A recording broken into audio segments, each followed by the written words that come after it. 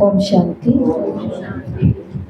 तो आज जिस मुरली का हम चिंतन करने वाले हैं, जिसे हम रिवाइज करने वाले हैं, वो मुरली है 17 मार्च 1981 की। 1981 में आप क्या कर रहे थे? 17 मार्च को हम तो थे ही नहीं, हम तो पुराने जन्म में थे। आप 6-7 क्लास में थे। जिसका 70-71 में जन्म हुआ होगा तो 5वीं-6वीं क्लास में होंगे,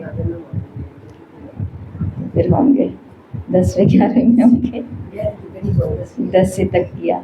ठीक है, तो हम देखो, कई थे जो अपने पुराने जन्म में थे, जो पैदा ही नहीं हुए थे, और कई थे जो अपनी पढ़ाई लिखाई में, खेल कूद के अंदर बिजी थे, और भगवान इस धरती पर आ रहे थे, बच्चों से मिल रहे थे और मुलाकात करके कितनी गहरी शिक्षाएं। आज की मुरली के अंदर बाबा ने डबल विदेशियों का भाग्य देखा है। तो पहुंच जाओ अपने मन से 1981 के मार्च 17 में। मुरली का टाइटल है इस सहज मार्ग में मुश्किल का कारण और निवारण। जानना है सभी को।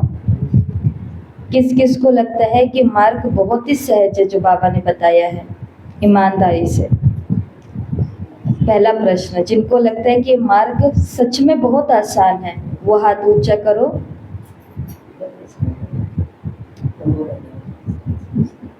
दूसरा, जिसको लगता है कि सहज मार्ग में कभी कभी मुश्किल लगती है हमें, वो हाथ ऊपर करो।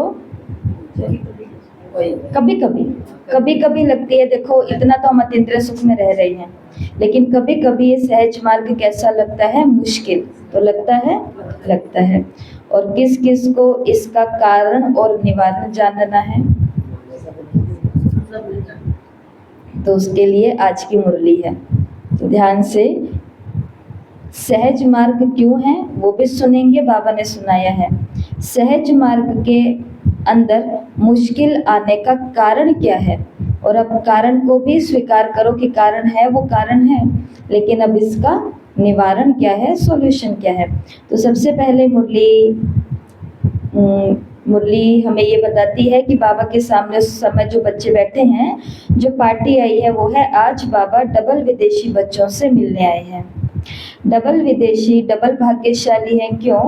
एक तो बाप दादा को जाना, वर्षे के अधिकारी बने, और दूसरा लास्ट में आते भी फास्ट जाए, फर्स्ट जाने के बहुत ही उम्मीदवार है, स्कोप है।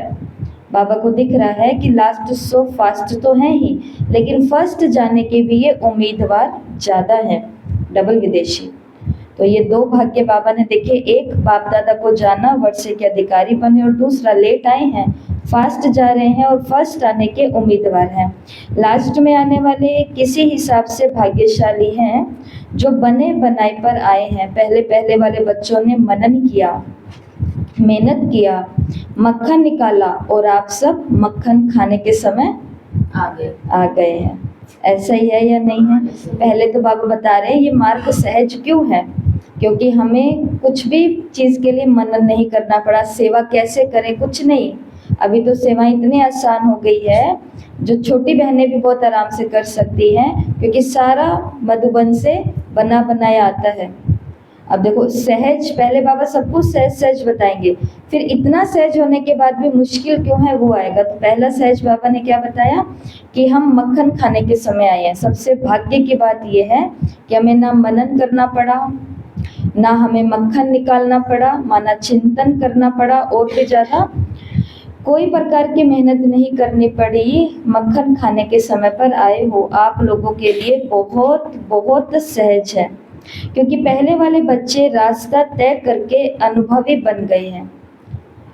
आपने देखी है ना, वो पिक्चर भी देखी होगी, माना फोटो भी देखी होगी, और आप इस बात को समझ भी पाओगे कि एक बर्फ का इलाका है और पूरी बर्फ है वो वहाँ पर जमी हुई है, बर्फ गिरी हुई है, और कुछ बर्फीले जो जानवर है, जैसे पेंगुइन है और ये सब जानवर है। तो बर्फ में रहने वाला जानवर है, अब उसको क्रॉस करके अपने घर तक जाना है ना, और पीछे उसके साथ में पूरा कबीला है, माना उसकी पूरी की पूरी टीम है जो उसके पीछे, जिसके अंदर उसके बच्चे हैं, फैमिली मेंबर्स हैं, रिश्तेदार हैं, दोस्त हैं, सब कुछ है। लेकिन आगे आगे कौन चलता है? जो उनका सरदार है, माना जो हिम्मत रखता है। अब जो आगे आगे चल रहा है उसके लिए सबसे बड़ा मुश्किल का काम क्या है? जितने भी प्रकार की बर्फ है उस सभी बर्फ का सामना उसे करना पड़ेगा और उसको हटा करके रास्ता अपने आप खुलता जाएगा। अब जो उसके पीछे पीछे आ रहे हैं उनको बर्फ हटाना है? कुछ नहीं करना उनको, तो बस उसके पीछे पीछे चलना है। ऐसे बहुत सारे उदाहरण हैं जो जानवरों के अंदर देखे जाते हैं। तो सेम बाबा ने बात कही कि हमसे पहले जो हमारे यज्ञ में दादियाँ, दीदियाँ, वरिष्ठ भ्राताएं, दादाएं या ब्रह्मा बाबा, मम्मा, ये सब जो होकर के गए, इन्होंने बड़े बड़े पहाड़, बड़ी बड़ी मुसीबतें सबका सामना करके, मेहनत करके, अनुभवी बन करके रास्ता तय कर दिया है। और आप सभी उन अनुभवियों के सहयोग से सहज ही मंजिल पर पहुंच गए हो, तो डबल भाग्यशाली हुए ना। डबल भाग्य तो ड्रामानुसार मिला ही है। और अब आगे क्या करना है? जैसे अनुभवी महारथी निमित्त आत्माओं ने आप सबकी अनुभवों द्वारा सेवा की, ऐसे आप सबको भी अपने अनुभवों के आधार से सभी को अनुभव कराना है। हम किसी बात में अटक जाते हैं, फंस जाते हैं, तो हमें हमारे अनुभवी आत्मा क्या बोलती है कि आप ज़्यादा टेंशन मत लो इस बात की, ये बात तो थोड़े दिन में ही पूरी हो जाएगी, आप सिर्फ इस पुरुषार्थ के ऊपर काम करो। क्यों? क्योंकि उनके ऊपर भी ऐसी मुसीबतें आई हुई हैं, तो उन्होंने उसको क्रॉस करके अनुभवी बन गए। अब हमारी ड्यूटी क्या है? अपने अनुभवों के आधार पर हम औरों को क्या बनाए? अनुभवी बनाए। तो अनुभव सुनाना सबसे सहज है। कोई कहेगा आप अपना अनुभव सुनाओ, मधुबन जाकर के आए हो, अनुभव सुनाओ, तो इसमें मुश्किल है या आसान है? अब देखो, आसान वहाँ पर हमने पढ़ाई क्या की, ये मुश्किल हो सकता है, लेकिन वहाँ का हमारा अनुभव कैसा रहा, ये तो बहुत आसान है। सबसे पहले हम कहेंगे वहाँ हमें बहुत अच्छा लगा। क्या अच्छा लगा? वहाँ का योग, वहाँ का वायुमंडल, वहाँ के भाई बहनें, वहाँ की दीदियाँ, वहाँ की क्लासेस, वहाँ का भोजन, वहाँ का रूम, वहाँ की व्यवस्थाएं, वहाँ का मैनेजमेंट, वहाँ के बाबा के घर, घर पर घर, ये सब कुछ हमें बहुत बहुत बहुत अच्छा लगा। बाबा की बस अच्छी लगी, बाबा का ट्रांसपोर्ट जो स्टेशन के ऊपर है वो हमें बहुत अच्छा लगा, वहाँ के नियम बहुत अच्छे लगे, वहाँ के नियम, वहाँ की सफाई, वहाँ की साफ सफाई हमें बहुत अच्छी लगी, वहाँ की हरियाली, वहाँ के वृक्ष, वहाँ के पौधे, वहाँ की ग्रीनरी। क्यों नारायणी माता जी बहुत अच्छा लगा? आम कैसे सुंदर लग रहे थे। आम इतने अच्छे, जामुन इतने अच्छे कि बार बार दीदियों से पूछना पड़ता है कि एक भी नहीं ले सकते। आंवले, चीकू, और ऊपर जाते हैं तो यहाँ के पहाड़, नीचे ये खजूर के या जो भी वो फल है उसके पेड़। कभी कभी तो ऐसे मौसम में जाते हैं तो झरने भी निकल रहे होते हैं, तो बहुत कुछ है। तो अनुभव अगर सुनाना है तो अनुभव सहज है। हाँ, अब अगर कोई कहेगा ये अनुभव को साइड करो, आप ये सुनाओ कि फलाने दिन फलानी दीदी का क्लास था, उस क्लास के अंदर क्या सुना, तो वो मुश्किल हो सकता है ना। तो अनुभव सुनाना सहज है या मुश्किल है? सहज है। बाबा ने कहा सबसे सहज काम है अनुभव सुनाना। जो भी ज्ञान के पॉइंट्स है वो पॉइंट्स नहीं, लेकिन हर पॉइंट का अनुभव होना चाहिए। पॉइंट याद नहीं रहेगी, पॉइंट का अनुभव। जैसे आज की साकार मुरली के अंदर हमको पॉइंट ना याद रहे, लेकिन पॉइंट के आधार पर हमने ये अनुभव कर लिया कि बाबा ने बिल्कुल सही कहा कि हम ही अकासुर, हम ही बकासुर, हम ही भस्मासुर। वो सुनते सुनते हम अनुभव कर रहे थे खुद को ही। भागीरथ की बात हो रही थी, सागर की बात हो रही थी, बच्चों की बात हो रही थी, कौन से चिता पर गए हैं, कौन से चिता पर आना है, ये सब हमने कहानी की तरह खुद के ऊपर अनुभव किया, तो पॉइंट्स याद रहेंगे। और सीधा पॉइंट याद रखने की कोशिश करेंगे तो कभी भी पॉइंट याद नहीं रहेगा। तो इस रहस्य को समझना है सभी को कि ज्ञान की पॉइंट नहीं, ज्ञान की हर पॉइंट का अनुभव लेना है। तो हर पॉइंट का अनुभव सुनाना कितना सहज है? इतना सहज अनुभव करते हो या मुश्किल लगता है? एक तो अनुभव के आधार के कारण सहज है। दूसरी बात, आदि से अंत तक का ज्ञान है। 3 बातें बाबा सुना रहे हैं कि ये ज्ञान हमारे लिए आसान क्यों है। पहला, क्योंकि इसमें जितनी भी पॉइंट्स दी जाती है वो सारी बहुत आसान है। कोई संस्कृत भाषा नहीं है, कोई पाली भाषा नहीं है, कोई कुछ नहीं है, ईजी भाषा है। ठीक है। दूसरा, बाबा ने कहा क्योंकि ये जो बातें बाबा में सुना रहे हैं ये कहानी की तरह सुना रहे हैं। 84 जन्मों की कहानी है, आज की मुरली में था हार और जीत की कहानी है ना। तो ऐसा। तो दूसरा, ये हमारे लिए सहज क्यों हो जाता है? क्योंकि बाबा इसको कहानी के रूप में सुनाते हैं। तो कहानी सुनना और सुनाना सहज। और तीसरी बात, जो बाबा अभी हमें सुना रहे हैं ये हम पहली बारी सुन ही नहीं रहे हैं, ये हर कल्प में एक बारी हमने ज्ञान सुना है। इसलिए ज्ञान सुनने पर, मधुबन जाने पर, यहाँ की व्यवस्थाओं को देखने पर हमको बहुत जल्दी अटैचमेंट हो जाता है, अपनापन की भाव बहुत जल्दी आ जाती है। उसके पीछे का कारण क्या है? क्योंकि ये बात कई बारी रिपीट हो चुकी है, और जो बात बहुत बारी रिपीट हो जाती है वो सुनने और सुनाने में अति सहज होती है। नई बात मुश्किल लगती है, लेकिन जो बात कई बार सुनी हुई है, रिपीट की हुई है, वो अति सहज होती है। याद को देखो, कितने प्यारे और समीप संबंध की याद है। नजदीक संबंध को याद करना मुश्किल नहीं होता, ना चाहते भी उसकी याद रहती है। तो ज्ञान को देखो, ज्ञान सहज क्यों है? क्योंकि कल्प कल्प सुनते हैं, कहानी के रूप में है। याद सहज क्यों है? क्योंकि बहुत समीप संबंध से भगवान को भगवान समझेंगे, खुद को दास समझेंगे, भगत समझेंगे तो दूरी बन जाती है। लेकिन भगवान को पिता और खुद को उनका बेटा समझेंगे, भगवान को दोस्त, खुदा दोस्त और खुद को उनका सबसे अच्छा सखा समझेंगे, भगवान को साजन और खुद को उसकी सजनी समझेंगे, है ना। तो ये समझेंगे तो याद भी करना बहुत सहज हो जाएगा। ये बाबा बता रहे हैं सहज क्या क्या है। तो योग भी बहुत सहज है। तीसरी बात बाबा ने बताई, प्राप्तियां भी तो देखो, प्राप्तियों के आधार पर याद करना कितना सहज है। ज्ञान भी अति सहज है, याद भी अति सहज है। तो ज्ञान और योग को आप अति सीखे लेते बच्चों के लिए ज्ञान का कोर्स भी 7 दिन में समाप्त कर दिया है, शिविर भी 3 दिन में पूरा कर दिया है, सागर को गागर में समा दिया है। बाबा ने मुरली में बोला सागर को उठा करके लेके जाएं, हो सकता है?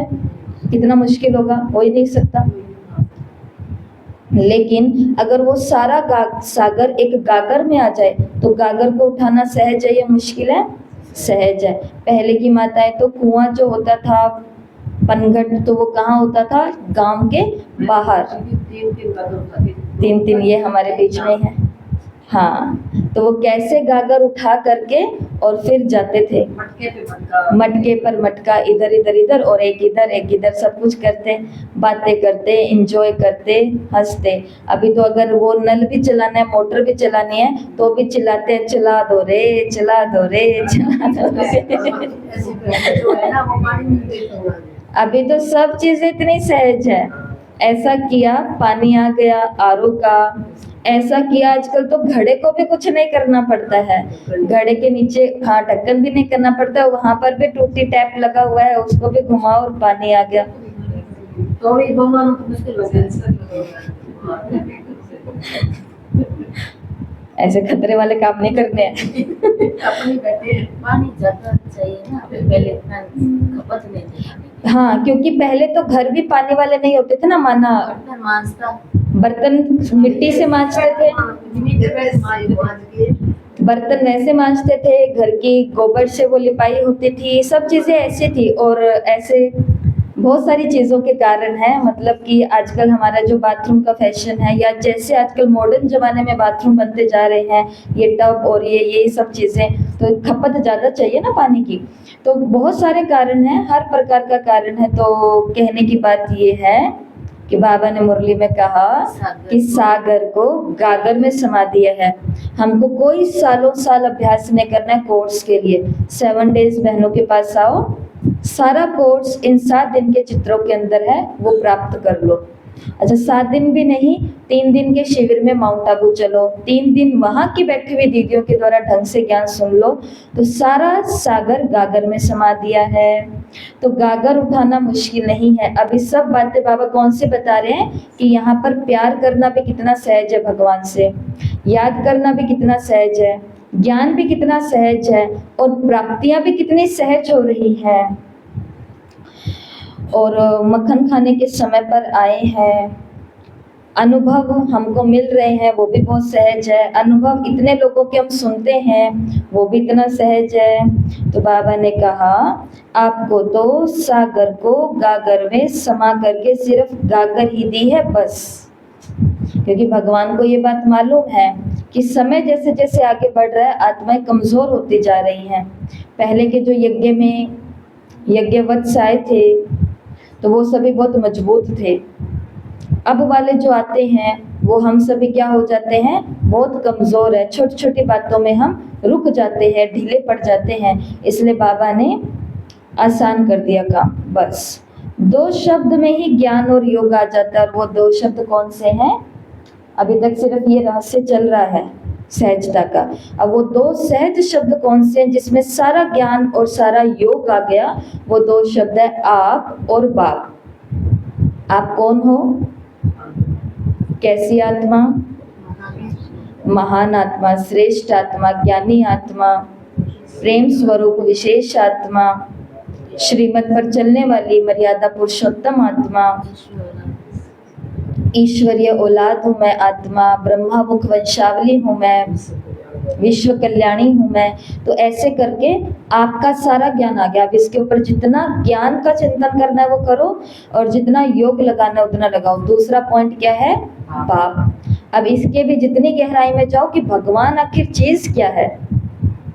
दुनिया में इतने लोग मर रहे हैं, इतने दुखी हो रहे हैं, इतना चोरी, इतना डाका, इतना लूट, इतना क्राइम, इतना भ्रष्टाचार। आखिर भगवान ऊपर बैठा क्या सोचता है इन बातों को लेकर के?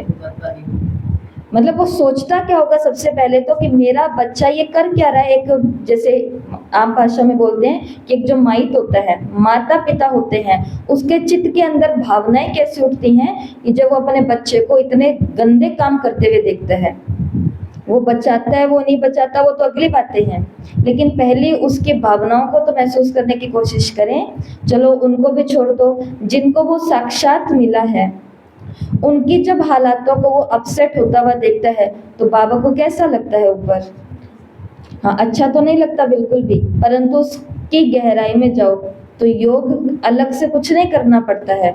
योग यही होता है कि बाबा आपको कैसे, अब आज की मुरली के अंदर आया कि तुमको सबके भाव और भावनाएं श्रेष्ठ और शुभ देनी है, ऐसा ही आया ना वरदान में।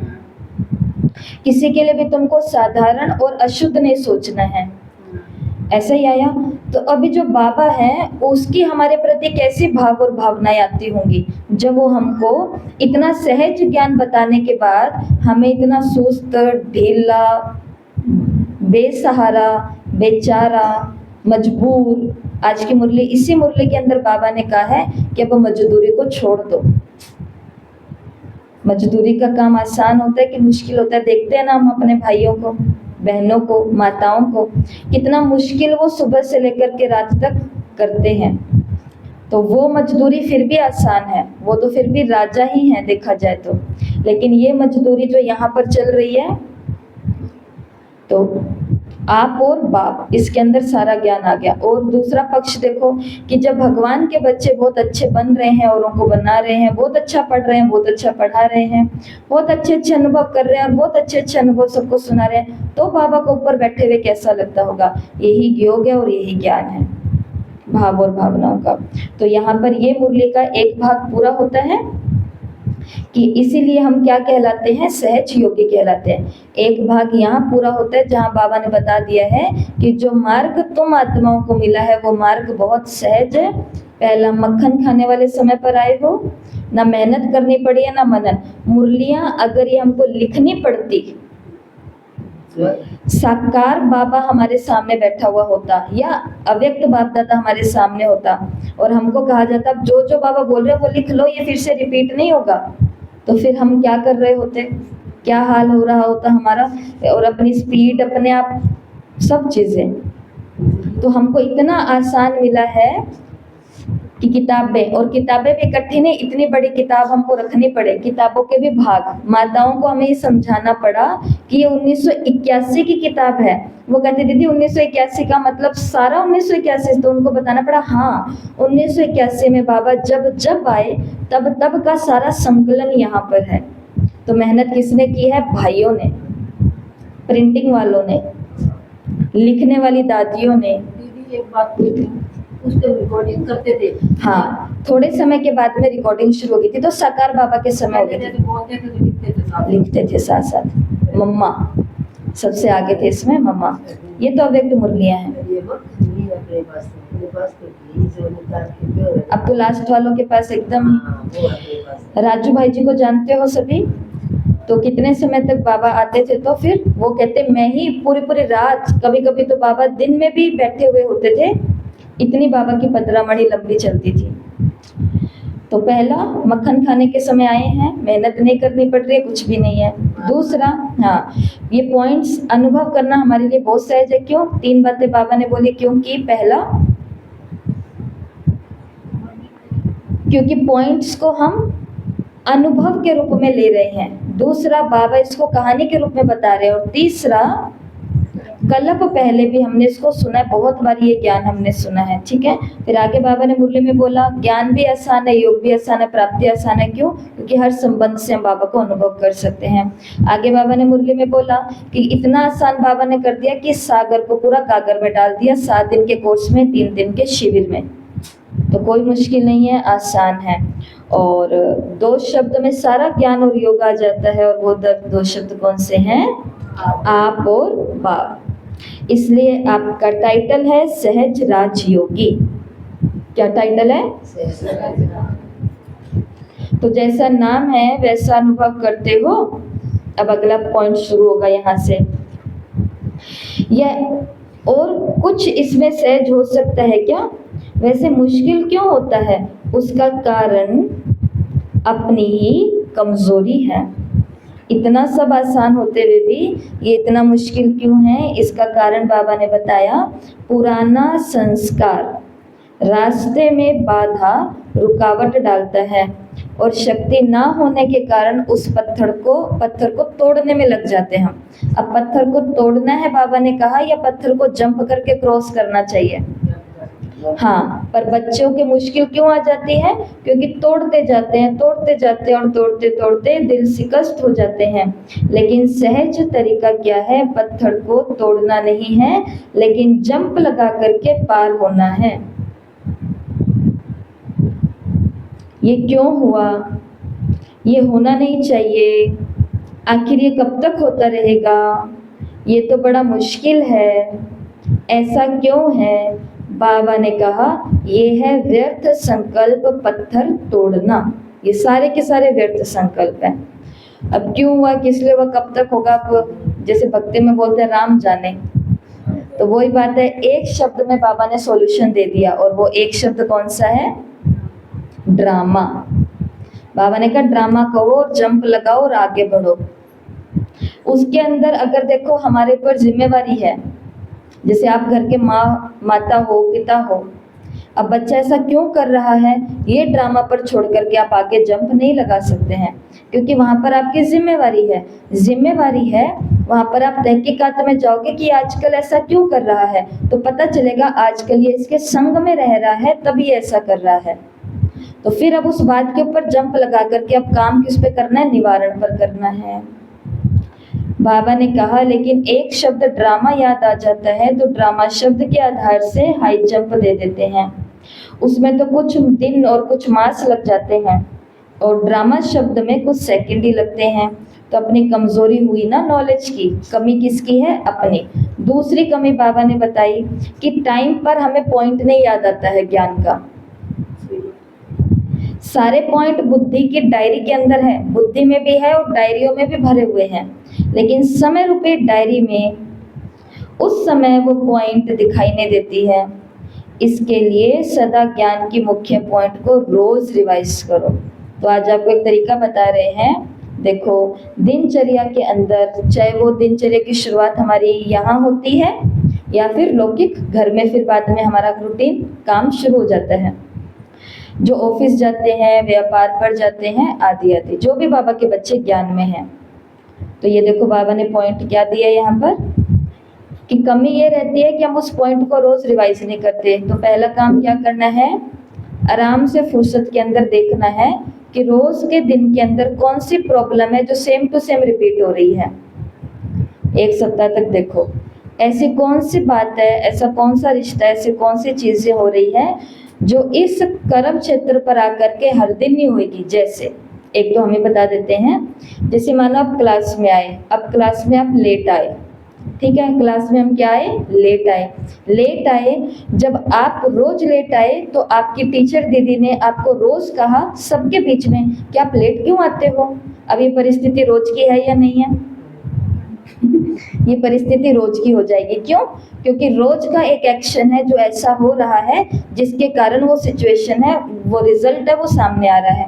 इसी प्रकार अब लौकिक में जाओ, लौकिक परिवार में भी कुछ चीजें ऐसी होती है कि जो हमेशा ही कैसी हो जाती है, उसकी वजह से सुनना पड़ता है ना, वो कोई भी बात हो सकती है। अच्छा, तीसरा वो है व्यापार और काम धंधे पर जाते हैं तो वहां पर भी कुछ परिस्थिति है जो रोज सेम टू सेम आएगी। तो बाबा ने कहा समय पर पॉइंट क्यों नहीं याद आता है, क्योंकि दिन प्रतिदिन रोज ज्ञान के पॉइंट को रिवाइज नहीं करते हैं, इसलिए ड्रामा शब्द को मुसीबत के समय याद नहीं करना है। जब अच्छा, आप देखो मुरली क्लास में बैठे हैं, आज सतगुरुवार है, साकार मुरली हुई, अब अव्यक्त मुरली में भी हम रुके हुए हैं, मुरली को सुन रहे हैं। तो ये देखो, ये ड्रामा ही तो है इतना सुंदर। तो इस ड्रामा का क्या करना है, धन्यवाद करना है, बारी बारी याद करो कि वाह क्या ड्रामा है, वाह क्या ड्रामा है, वाह क्या ड्रामा है।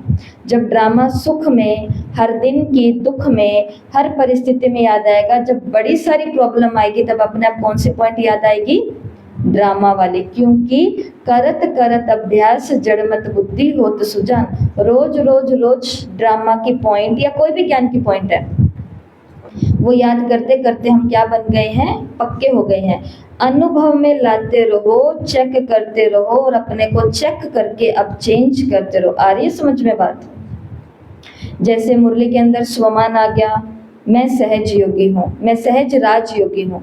अब इसको हर एक बात में यूज करो। जैसे भी मुरली सुन रहे हैं, मुरली के समय भी किसकी तरंगे महसूस करो, बाबा की, है ना, बाबा ही हमें ये मुरली सुना रहे हैं। तो सहज योगी, क्यों मेरे को ऐसा अनुभव हो रहा है, क्योंकि मैं सहज राजयोगी हूँ। फिर यहाँ से बाहर निकल करके अपने घर जाती हूँ तो भी मेरे को बहुत आराम महसूस हो रहा है, क्यों, क्योंकि मैं आत्मा तो सहज राजयोगी हूँ। करते करते करते किसी दिन कोई प्रॉब्लम आ गई और उस दिन हमारा योग, उस हालात में योग लग ही नहीं सकता है, लेकिन हमारा योग तब भी लग जाएगा। क्यों? क्योंकि हमने रोज प्रैक्टिस करी है, मैं सहज योगी हूँ, मैं सहज राज योगी हूँ। ऐसे बहुत सारे पॉइंट्स हैं, ठीक है। तो बाबा ने ये बोला है, फिर कभी भी टाइम वेस्ट नहीं होगा और थोड़े समय में बहुत अनुभव कर सकेंगे। जैसे बाबा ने अगला संकल्प दिया, सदा अपने को मास्टर सर्वशक्तिमान अनुभव करो। समझा? समझा? जब बाबा बोलते हैं समझा, इसका मतलब क्या होता है, इसका मतलब क्या होता है, समझा नहीं है। तो बाबा पक्का कराते समझ लिया, मतलब इसके ऊपर थोड़ा और ध्यान देना कि मैं मास्टर सर्वशक्तिमान आत्मा हूँ, तो अपनी शक्ति इस पत्थर को तोड़ने में लगाऊं या एक ऊंची छलांग लगाने में लगाऊं। किस में लगानी है शक्ति? 2016 के अंदर आपको मालूम है ना, कंपटीशन होता है ओलंपिक्स में वेट लिफ्टिंग का, कौन कितना भार उठाएगा, ऐसे दोनों हाथों से उठा करके उसको ऐसे करते हैं, याद आ गया? तो वो रिकॉर्ड बना था 2016 में। एक जो वेट लिफ्टर था उसने 600 किलो वेट उठा लिया था, जबकि विशेषज्ञ ये बताते हैं कि एक साधारण व्यक्ति ये उठा ही नहीं सकता। फिर जब उसका इंटरव्यू लिया गया, उसे पूछा गया कि आपने इतना सारा भार कैसे उठा लिया, ये तो इम्पॉसिबल है, मतलब विशेषज्ञों ने बात कह दी कि ये तो इम्पॉसिबल है। उसने कहा कि मैंने, जब मैं कंपटीशन के उस स्थान पर पहुंचा, सब लोग मुझे देख रहे हैं, उस समय मैंने सिर्फ एक ही थॉट अपने मन के अंदर क्रिएट किया कि मैं किसी के भी प्रकार के वेट को नहीं उठा रहा हूँ, मैं कंपटीशन में नहीं हूँ। मैंने सिर्फ आंखें बंद करके एक विजन बना लिया था माइंड के अंदर, विदेश की बात है ये, मैंने अपने मन के अंदर एक विजन बनाया था कि एक 600 किलो की गाड़ी के नीचे मेरा बच्चा दबा हुआ है, और जैसे ही वहां पर घंटी बजी कि भाई अब स्टार्ट करो वेट उठाना, तो जैसे मैंने उसके ऊपर हाथ लगाया, मैंने ये महसूस किया कि ये गाड़ी है 600 किलो की और इसके नीचे मेरा खुद का बच्चा दबा हुआ है, और मैंने अपना सारा जोर लगा दिया मेरे बच्चे को बचाने के लिए। उसने कहा कि मैंने सिर्फ मेरे बच्चे को बचाया है, मैंने कोई भी वेट नहीं उठाया। तो फिर साइंस इस बात की हामी भरती है, जो हमें बाबा कब से समझा रहे हैं कि अपने मन को मजबूत बना लो। शरीर और मन दोनों को पता नहीं चलता है रियल क्या है झूठ क्या है। दिमाग ऐसी चीज है, सच में गाड़ी उठा रहे हैं, सच में वेट उठा रहे हैं, शरीर को कुछ पता नहीं चलता है, क्योंकि शरीर के ऊपर राज करने वाला मन है। आ रही बात समझ में? ऐसे ही शिव बाबा ने बोला, लाइफ में आने वाली जो परिस्थितियां हैं वो हमको मोटी बड़ी ताजी हट्टी कट्टी क्यों लगती है? क्योंकि उसको हम वेट समझते हैं, और लोग हमें देख रहे हैं, समाज क्या कहेगा, परिवार क्या कहेगा, लोग क्या कहेंगे, बाबा क्या कहेगा, दीदी क्या कहेंगी, फलाना क्या कहेगा, फलाना क्या कहेगा। ये सुनते रहो और पहाड़ को बैठे बैठे तोड़ते रहो। उसके बजाय ये सोचो कि मैं उस यज्ञ के ज़माने में हूँ जहाँ पर कोई अब ये मुसीबत सच्ची में ही आ गई है, और बाबा ने मुझे कहा कि बच्चे तुमको ही ये बात संभालनी है, तो मैं उसको कैसे टैकल करूँगा, कैसे हैंडल करूँगा। बस ये एक उदाहरण आपको दिया, इसके लिए दिया क्योंकि बाबा ने कहा, समझा कि मैं कौन हूँ मास्टर, सर्वशक्तिमान हूँ, तो संभाल सकते हो अपने जीवन की परिस्थितियों को। या बाबा मैं आपको लेटर लिख रही हूँ, बाबा मैं आपको ये कह रही हूँ कि मेरा योग नहीं लगता, ये कहेंगे? बाबा ने क्या कहा, तुमको क्या नहीं चाहिए? हम भी लिखते थे ऐसे लेटर, तो मेरे को ये अनुभव ही है हर एक चीज़ के कि वो यहाँ पर घंटा घंटा योग होता था, और शुरू में देखते थे कि दीदियाँ कहती है कि 1 घंटा की तपस्या है, 1 घंटा का योग है, तो ऐसे सारे तोते अंदर छोड़ जाते थे कि 1 घंटे का कौन सा योग होता है, 1 घंटे का योग। तो बाबा को और देखो, लेकिन उस समय में भी, उस उम्र में भी बाबा को कहते थे कि बाबा 1 घंटा योग कैसे लगेगा, कैसे लगेगा? और अब कैसे लगता है 1 घंटा योग? क्योंकि हर चीज़ का समय होता है, हर चीज़ का टाइम होता है, लेकिन उस टाइम से आगे निकलना भी पड़ता है कि वहीं पर अटकना पड़ता है? बोलो तो आगे तो अभी कभी भी, तो फिर सुनो बाबा ने क्या कहा, तो अब से कभी भी व्यर्थ संकल्पों के हैमर से, हथौड़े से समस्या के पत्थर को तोड़ने में नहीं लगना। प्रॉब्लम है, प्रॉब्लम है, क्या आपको हमारा जीवन नहीं दिखाई देता है? समस्याएं बदली है अभी तक कोई? सिचुएशन बदली है, परिस्थितियां नहीं बदली है, परिस्थितियां सेम टू सेम आज भी है, परंतु कौन बदल गए हैं? परिस्थितियों को झेलने वालों का मानसिक स्तर बदल गया है कि भाई परिस्थितियां है तो है, अब क्या करें, वो नहीं बदलने वाली, स्वीकार कर लिया। ड्रामा में, संगम में ये सिचुएशन ऐसी रहेगी तो रहेगी, बाबा यही संदेश दे रहा है बार बार। ठीक है जी, स्वीकार कर लिया, अब अगला काम क्या करें? रोते रहें? वो हो गया, रोए भी हैं, चिल्लाए भी हैं, सब कुछ होता है जीवन के अंदर, परंतु अब उस हैमर को क्या कर दो? बाबा ने कहा छोड़ दो। अब ये मजदूरी करना, ये बाबा का महावाक्य याद रखना आज।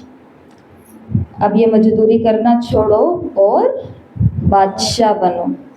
अच्छा क्या है मजदूरी करना कि बादशाह बनना? नारायणी माता, मजदूरी करना अच्छा है या बादशाह बनना अच्छा है? बादशाह बनना अच्छा। हरी माता जी, मजदूरी करना अच्छा कि बादशाह बनना अच्छा? लक्ष्मी बहन,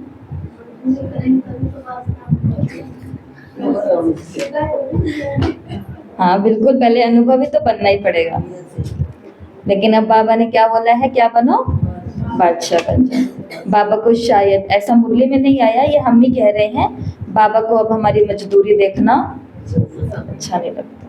वो तो दुनिया में किसी भी माँ बाप को अच्छा नहीं लगेगा जब माता पिता इतने सक्षम हैं, इतने संपन्न हैं, इतना सब कुछ उन्होंने इकट्ठा किया है, और बच्चा फिर भी ठोकर ठोकर कर रहा है, दर दर मजदूरी कर रहा है, तो उसको अच्छा नहीं लगेगा। इसलिए बाबा ने कहा बेगमपुर के बादशाह तो हो, तो ना समस्या का शब्द हो, ना बार बार समाधान करने में अपना समय निकालो। यही पुराने संस्कार आपके दास बन जाएंगे, वार नहीं करेंगे तो बादशाह बनो, तख्त नशीन बनो। ठीक है, तो ये कारण बता दिया, सॉल्यूशन बता दिया। विशेष ध्यान में रखने की बात यही है कि अब मजदूरी नहीं करनी है, बेगमपुर का बादशाह बनना है। और बाबा की हमसे क्या उम्मीद है? सेवा की विधि बाबा ने मुरली में आगे बताई है कि 2 प्रकार से सेवा करो, रूप बसंत बन करके। रूप बसंत का मतलब क्या होता है? दृष्टि से भी सेवा और मुख से भी, हाँ वाणी से भी सेवा करो। डबल सेवा करोगे तो रिजल्ट भी डबल मिलेगा। हर सेंटर का रिजल्ट वहाँ के वायुमंडल और परिस्थिति के आधार से होता है। बाबा ने देखा, बाबा रिजल्ट इस आधार पर नहीं देखते हैं कि सेवा केंद्र पर कितने लोग आ रहे हैं। 100 लोग आ रहे हैं तो ये सेवा केंद्र अच्छा है, 1 जन आ रहा है तो ये सेवा केंद्र कम अच्छा है। कल की साकार मुरली में बाबा बोल करके चले हैं कि तुम्हारे पास पैसे हैं तो तुम सेंटर खोलो। हाँ, वहां पर अगर थोड़े आते हैं तो भी बाबा ने कहा तो भी क्या कम बात है क्या? कम बात नहीं है। क्वालिटी और क्वांटिटी दोनों की अपनी अपनी विशेषता है। 2 फूल भी अगर कठिन भूमि पर निकल जाएं तो वो 100 के बराबर है। बहुत गलराठी जमीन है जहाँ पे सेवाएं होती नहीं है, या फिर जहाँ पर सेवाओं में डिस्टर्बेंस हुई हुई है, डिससर्विस हुई हुई है, वहां पर सेवाओं में 2 आत्माएं निकल करके आ गई। बाबा ने कहा वो 2 नहीं है, वो 100 है। ऐसा बाबा ने बोला, 100 के बराबर है। ठीक है जी। तो यह है सेवा की विधि। तो सेवा आपको घर वालों को ज्ञान सुनाते हो, रिश्तों को सुनाते हो, अड़ोस को पड़ोस को सुनाते हो, तो मुंह से केवल नहीं सुनाना है, पहले अमृत वेले या दिन में बैठ के उनके लिए योग करना है, और सुनाते सुनाते भी यहाँ से शिव बाबा अपनी लाइट भेज रहे हैं। बाबा की हमसे क्या उम्मीद है? तो बाबा की उम्मीद है कि आप मास्टर सर्वशक्तिवान बनो, माया जीत बनो, जगत जीत बनो। बच्चों को विश्व का मालिक बनाना ये बाप की गारंटी है। बाबा ने कहा गारंटी शुदा काम कर रहे हैं बाबा कि मैं तुम्हें क्या बना दूंगा, विश्व का। हाँ, पर 1 कदम हिम्मत का रखो, 1000 कदम बाप की मदद मिलेगी। अब सारी मेहनत किस में है? उस 1 कदम में है, क्योंकि उस 1 कदम को उठाने के लिए कईयों को त्यागना पड़ेगा हमें।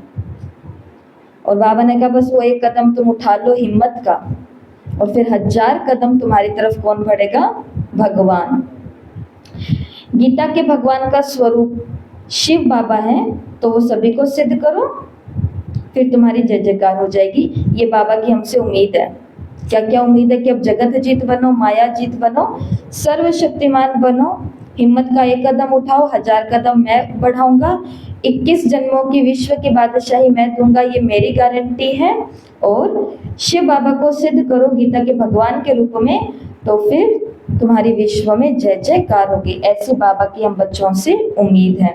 उसके बाद मुरली में 2 प्रश्न हैं, जिसमें से एक ये हो गया है कि बाबा स्थान के रिजल्ट किस आधार पर देखते हैं कि वहाँ का वायुमंडल और वहाँ की परिस्थितियाँ कैसी है। उसी आधार पर बाप दादा रिजल्ट देखते हैं। कलराठी जमीन पर 2 फूल भी निकले तो वो 100 से भी ज्यादा है। बाबा उनको 2 नहीं देखते, लेकिन बाबा उनको 2 में भी 100 के बराबर देखते हैं। कितना छोटा सेंटर हो, छोटा नहीं समझना, कहाँ क्वालिटी है और कहाँ पर क्वांटिटी है। जरूरत दोनों की है, क्वालिटी की भी जरूरत है और क्वांटिटी संख्या की भी जरूरत है। जहाँ भी बच्चों का जाना होता है वहाँ सफलता आपका जन्मसिद्ध अधिकार है। ठीक है, ये हमारी आंखों को दिखता है सेंटर छोटा है, सेंटर बड़ा है, लेकिन भगवान की आंखों को वहाँ की वायुमंडल, वहाँ की परिस्थितियां दिखती है, वहाँ की क्वांटिटी, वहाँ की क्वालिटी दिखती है। ओके। और दूसरा प्रश्न है डबल सेवा किस रूप से करो कि वृद्धि हो जाए? तो सेवा की विधि है दृष्टि और मुख। दृष्टि से भी सेवा हो और मुख से भी सेवा हो। ठीक है जी।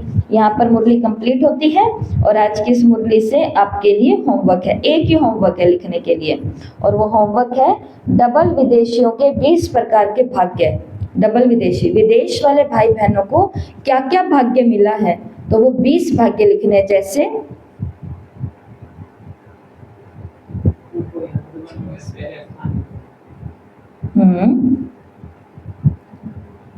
जैसे मधुबन जाते हैं बाबा मिलन में, तो पूरा का पूरा ज्ञान सरोवर है, वो किसके लिए है?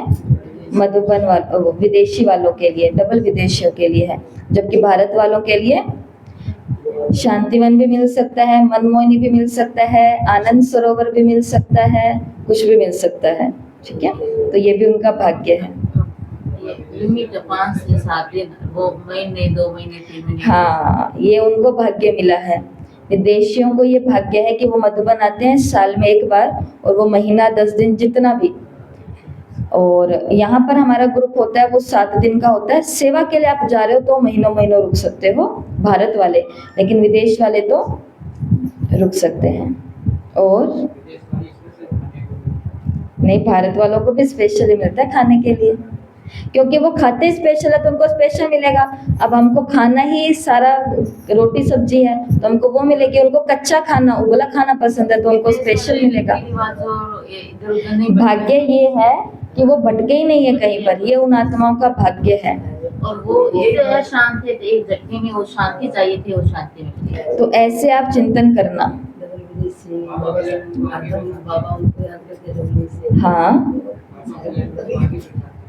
बाबा उन्हें आगे बिठाते हैं, भारत वालों को भी आगे बिठाते हैं। तो ऐसे जो अच्छे अच्छे 20 भाग्य हैं, जो सच में भाग्य है, कंपटीशन मत करना कि उनको आगे बिठाते हैं हमको पीछे बिठाते हैं, कोई को आगे पीछे नहीं बिठाते। ऐसा कुछ नहीं होता, वहां पर सब अलग स्थान पहले से मुकर्रर होता है, कोई किसी को आगे नहीं बिठाता ऐसे करके। वो तो कब आते हैं और कब जाते हैं भारत वालों को तो पता भी नहीं चलता है। हाँ, वो स्पष्ट होते हैं। तो ऐसे 20 प्रकार के भाग्य लिखने हैं जो डबल विदेशियों का भाग्य है, ठीक है, ज्ञान का लिख दोगे। और दूसरा, आज से हमारे सभी रूल्स एंड रेगुलेशन इस भट्टी के 100 दिन के शुरू होते हैं। कल रात को हमारी ऑनलाइन क्लास हुई थी जो मीटिंग वाली, तो उसके अंदर हमने ये लास्ट में बात करी थी। ये भी एक बहन ने आइडिया भेजा था लगभग 5-7 दिन पहले, हम जानते नहीं है, फोन के ऊपर ही आया। तो उन्होंने ये विचार दिया कि दीदी आप सोचना क्या ये भी हो सकता है। तो हमें अच्छा लगा ये विचार। जैसे कल भी मुरली में बाबा ने बोला कि बच्चों के पास राय हो सेवा की वृद्धि के लिए तो वो राय दो। तो उन्होंने कहा कि दीदी ये जस्ट मेरा विचार है, अगर आपको अच्छा लगे तो आप इसको लेना, नहीं तो कोई दिक्कत नहीं है। विचार ये था कि सुबह अमृत वेला कितनी देर किया, गुड मॉर्निंग के साथ वो टाइम सभी लिख करके भेजेंगे तो सबकी हाजिरी लग जाएगी। और आज आप देख लेना घर जा करके, जिन्होंने देख चुके हैं, टेलीग्राम के अंदर लगभग 10-11 जनों ने, मेरे हिसाब से जब तक मैंने देखा था, तो इतने लोगों ने लगभग गुड मॉर्निंग और अपना समय लिख करके भेज दिया है। 3 से लेकर के 5 बजे गुड मॉर्निंग, नाम तो अपने आप ही आ जाता है। 3:30 से लेकर के 5 बजे गुड मॉर्निंग।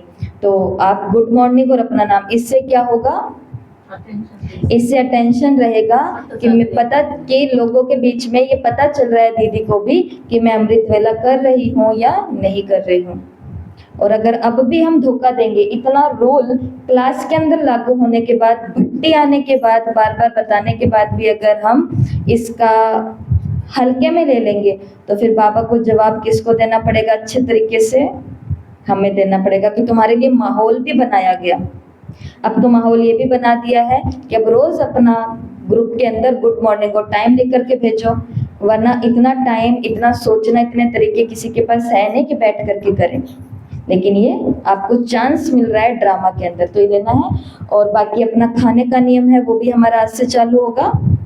जिसको 3 बारी में से 2 बारी खाना वो खाना, फ्रूट्स पर रहना है कि सलाद पर, जैसे भी है उसमें से लो और जैसा आपको करना है वैसा करो, लेकिन अपने शरीर का ख्याल रखना है। जबरदस्ती वाला यहाँ पर कोई काम नहीं है, लेकिन अगर हम अपने शरीर पर थोड़ा कंट्रोल रखेंगे तो हम भी अच्छे हो जाएंगे।